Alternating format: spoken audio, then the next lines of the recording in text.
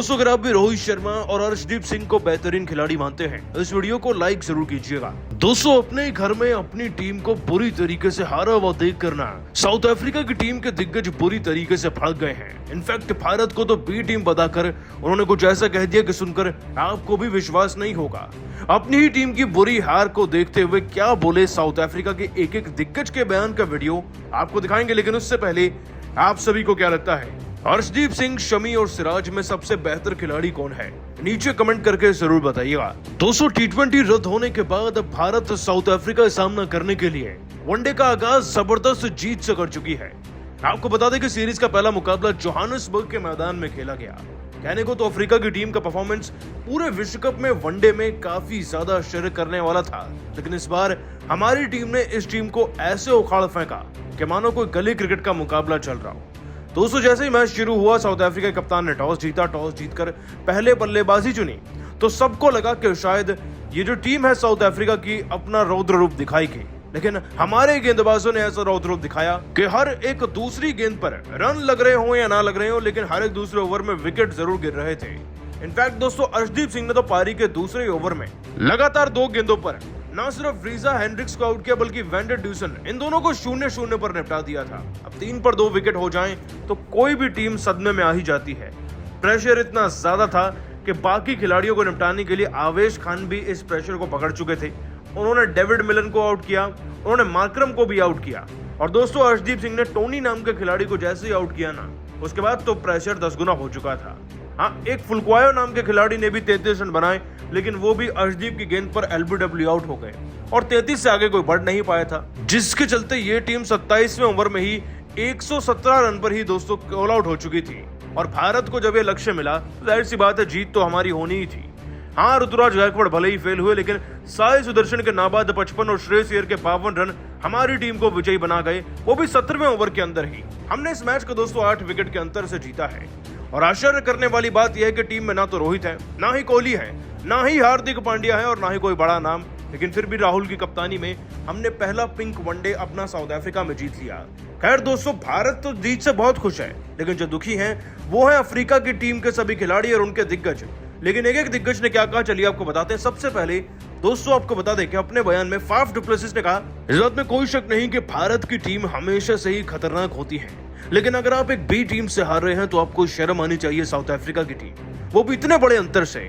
मानना पड़ेगा भारतीय खिलाड़ियों ने बहुत अच्छा प्रदर्शन किया, लेकिन आपने उतना ही घटिया खेला वो अपनी सरजमी पर। अगला मैच अगर आप नहीं जीत पाए तो आप अगले वर्ल्ड कप खेलने के हकदार ही नहीं हैं। दोस्तों डिविलियर्स ने भी कहा कि हार और जीत खेल का हिस्सा है, लेकिन इस खेल में कौन अच्छा प्रदर्शन करता है बात तो उसकी होती है, और इस बार पूरा क्रेडिट भारतीय क्रिकेट टीम को जाता है। अर्शदीप ने वाकई में लाजवाब गेंदबाजी करी और बेमिसाल आवेश खान ने, उनके आगे हम टिक नहीं पाए। लेकिन अफसोस की बात है कि एक बी टीम से हारकर हम अपनी सारी इज्जत अब गंवा चुके हैं विश्व भर में।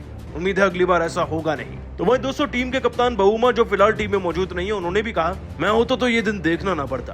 क्या अर्शदीप सिंह हो चाहे कोई और क्यों ना हो, हम भारत को कुचल कर रख देते, लेकिन अफसोस इतनी बुरी तरीके से हारे हैं। परंतु अब सीरीज के दोनों मैच जीतकर भारत को करारा जवाब देंगे। दोस्तों डेल स्टेन ने भी कहा, भारत से हारे वो भी इतनी बुरी तरीके से, वो भी उस टीम से जिनके पास मुख्य खिलाड़ी है ही नहीं। अपने आप में शर्म से डूब कर मर जाने वाली बात है। भारतीय क्रिकेट टीम के सामने अफ्रीका की टीम को प्रदर्शन करना चाहिए था, उन्हें कुचल कर रखना चाहिए था। उम्मीद है अगले दोनों मैचेस में ऐसा ना हो। दोस्तों अफ्रीका के दिग्गज तो बुरी तरीके से बिखर गए हैं। लग रहा है कि वो हार को स्वीकार ही नहीं कर पा रहे और हमारी टीम को बी टीम बता रहे हैं, जबकि यही मुख्य टीम है जो फिलहाल ऑस्ट्रेलिया की खाल उधेड़ रही है। दोस्तों 1-1 से T20 सीरीज बराबरी पर समाप्त करने वाली टीम इंडिया एक नई चुनौती के लिए पूरी तरीके से तैयार थी। जोहानिसबर्ग के मैदान पर पहले वनडे मुकाबले में अफ्रीका ने टॉस जीतकर पहले बल्लेबाजी करने का फैसला किया।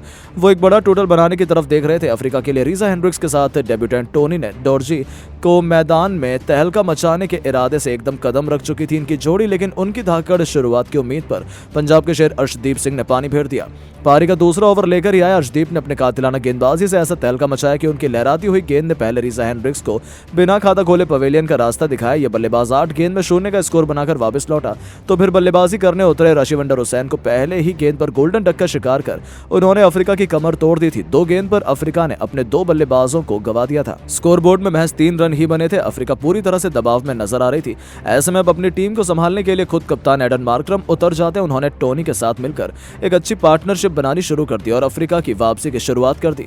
8वां ओवर लेकर आए अर्शदीप का स्वागत भी टोनी ने तूफानी छक्के से कर इस गेंदबाज के खिलाफ भी मोर्चा खोल दिया, लेकिन अर्शदीप तो कुछ आज और करने के मूड में आए थे। ओवर की 5वीं गेंद पर उन्होंने अपना बदला पूरा करते हुए टोनी को अपने जाल में फंसाया। एक बार फिर बड़ा शॉट लगाने के प्रयास में ये बल्लेबाज गलती कर बैठा और विकेट के पीछे केएल राहुल ने उसका आसान सा कैच लपक कर टीम इंडिया की झोली में तीसरा विकेट डाल दिया था। टोनी डे जॉर्जी टी20 की रफ्तार से 22 गेंद पर 2 चौके और 2 छक्कों की बदौलत 28 रनों की पारी खेल वापस लौटे। उनके आउट होने के बाद अब कप्तान का साथ निभाने के लिए हेनरी क्लासेन मैदान में कदम रख चुके थे।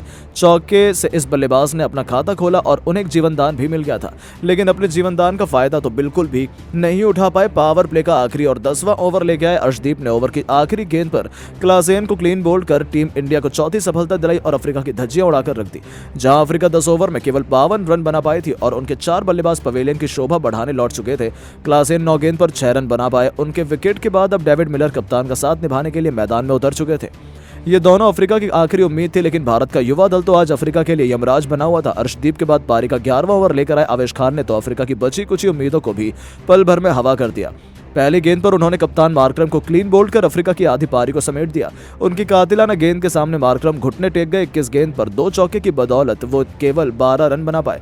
तो अगली गेंद पर बल्लेबाजी करने उतरे वियान मुल्डर को तो उन्होंने पहली गेंद पर एलबीडब्ल्यू कर अफ्रीका के 6 बल्लेबाजों को अपने सामने ढेर कर दिया। उनके लगातार 2 गेंद पर 2 विकेट ने अफ्रीकी खेमे में और उनके फैंस में मातम का माहौल पैदा कर दिया था।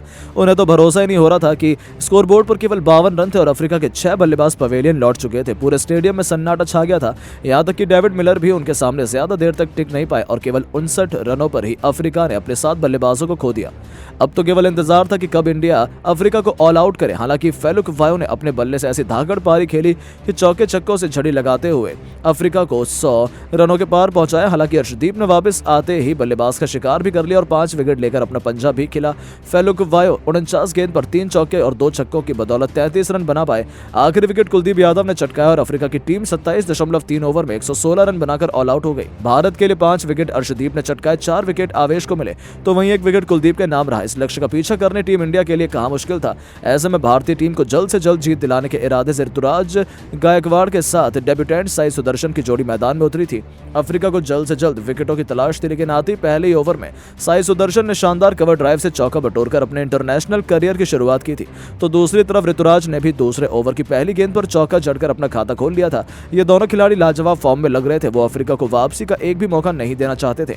सुदर्शन तो अपने डेब्यू पर ही पूरी महफिल लूटने के इरादे से मैदान में उतरे थे, लेकिन दूसरे छोर पर ऋतुराज गायकवाड़ उनका साथ छोड़ गए। चौथे ओवर की चौथी गेंद पर सीधा ऋतुराज गायकवाड़ के पैर पर आकर लगी।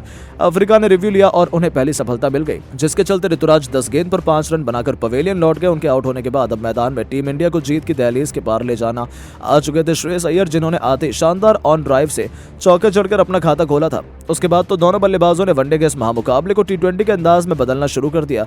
8 ओवरों में टीम इंडिया में 44 रन बना लिए थे। उनके बीच एक मजबूत पार्टनरशिप हो चुकी थी और अपनी धाकड़ बल्लेबाजी के दम पर देखते देखते भारतीय बल्लेबाजों ने आसानी से इस लक्ष्य को हासिल कर पहले वनडे में जीत का ताज अपने सिर सजाया। 3 मैचों की सीरीज 1-0 से बढ़त भी बना ली।